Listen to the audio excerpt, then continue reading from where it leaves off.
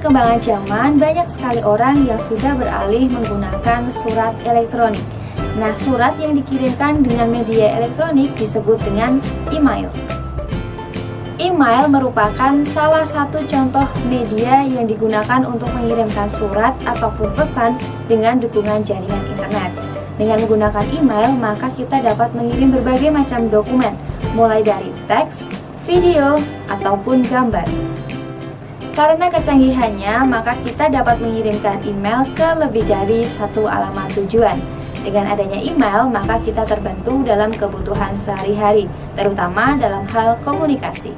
Berikut ini adalah fungsi dan manfaat surat elektronik. Yang pertama, mengirim dan berbalas pesan dengan mudah. Yang kedua, mengirim pesan dengan berbagai format, antara lain teks, dokumen, gambar, audio, dan video.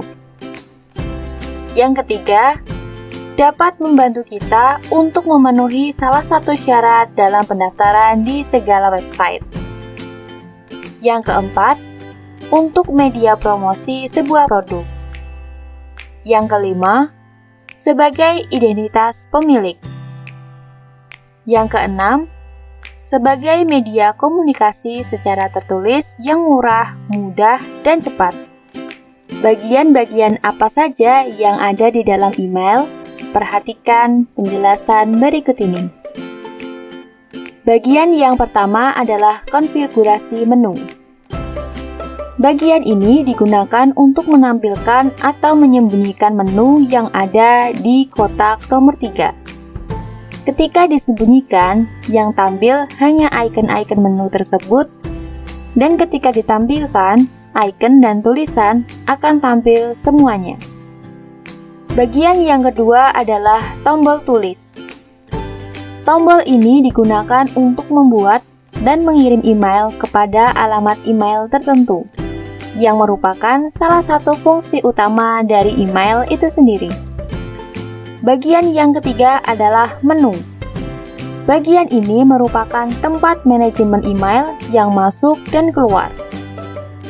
Dalam kotak nomor 3 tersebut, terdapat beberapa bagian di antaranya. Ada kotak masuk, berbintang, ditunda, penting, terkirim, draft, kategori, chat, terjadwal, semua email, spam, sampah, dan kelola label. Bagian yang keempat adalah search box. Kolom pencarian ini digunakan untuk mencari email berdasarkan folder yang terpilih. Atau jika ingin mencari email yang lupa terletak di folder mana, maka kita lakukan pencarian pada posisi folder semua email. Bagian yang kelima. Pada bagian ini ada 3 tombol yang bisa kita klik. Tombol yang pertama adalah checkbox seleksi. Yang kedua ada reload. Dan yang ketiga ada menu lainnya. Bagian yang keenam, navigasi dan setting. Bagian ini merupakan navigasi dan settingan halaman. Bila email kita melebihi 1 layar, maka bisa kita perintah masuk ke layar berikutnya. Selain itu juga untuk setting halaman mulai input tema dan bahasa input. Yang ketujuh, kategori email. Pada bagian ini hanya akan muncul ketika kita sedang membuka kotak masuk. Kategori email terdiri atas 3 grup. Di antaranya, grup utama, grup sosial, dan grup promosi. Bagian yang ke-8 adalah My List. Bagian ini merupakan deretan email pada folder tertentu, di mana setiap satu layar menampung 50 list email. My List akan menampilkan deretan email yang akan kita kelola, mulai dari baca, kasih tanda, atau mungkin kita hapus. Kemudian, bagian nomor 9. Bagian nomor 9 ini merupakan panel samping di mana isinya merupakan add-on yang bisa kita gunakan seperti kalender, tas, dan kita juga bisa menambahkan add-on lainnya. Panel samping ini bisa kita sembunyikan dan tampilkan dengan menekan tombol panah di bawahnya. Bagian yang terakhir adalah bagian nomor 10. Bagian nomor 10 ini merupakan list, kontak, hangout, di mana kita bisa langsung chat atau bisa telepon menggunakan kontak email. Teman yang online juga akan terlihat dengan warna hijau. Kalian juga dapat mengikuti langkah-langkah berikut ini untuk menulis email. Perhatikan dan praktikkan dengan benar ya. Langkah yang pertama, siapkan dan simpan file yang akan kalian kirim dengan ukuran file yang tidak terlalu besar. File yang terlalu besar membuat proses upload menjadi lebih lama. Pastikan pula semua file yang akan dikirim sudah tersusun rapi dan juga benar. Langkah yang kedua, untuk mengirim email, pastikan kalian sudah memiliki akunnya.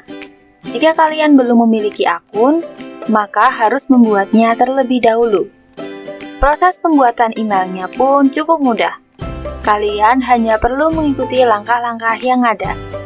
Langkah yang ketiga, apabila sudah memiliki alamat email, maka kalian bisa langsung melakukan login, kemudian klik icon tulis yang terletak di bagian kiri atas pada tampilan awal email.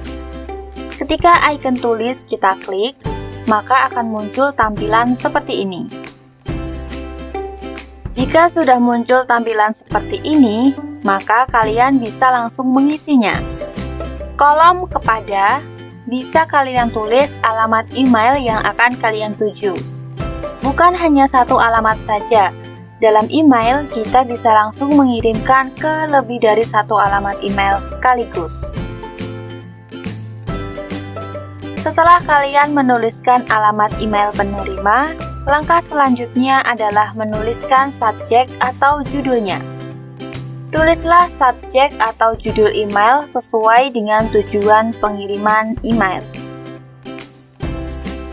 Apabila sudah ditulis alamat tujuan dan judulnya, tahap selanjutnya adalah menulis isian email. Kali ini kakak akan memberikan contoh menulis dan mengirim email kepada guru. Sebagai salah satu etika dalam mengirimkan email, ada baiknya email diawali dengan salam pembuka. Salam pembuka tidak harus formal, menyesuaikan dengan siapa kita akan berkirim email. Tidak semua pesan email perlu lampiran. Tapi jika dirasa perlu, maka kalian bisa melampirkan dokumen sebagai pelengkap. Dalam contoh email tersebut akan mengirimkan tugas harian kepada gurunya, maka harus melampirkan tugas yang sudah dikerjakan. Nah, caranya untuk melampirkan dokumen dalam email adalah dengan menekan icon berikut ini.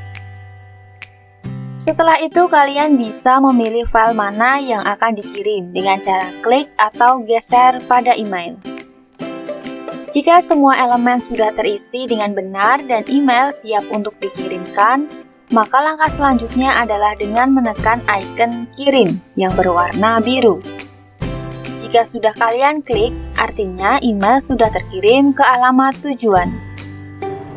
Nah, itu tadi kita sudah mengenal bersama tentang email, apa itu fungsinya, dan bagaimana cara menulis email itu sendiri. Semoga video kali ini bermanfaat ya teman-teman.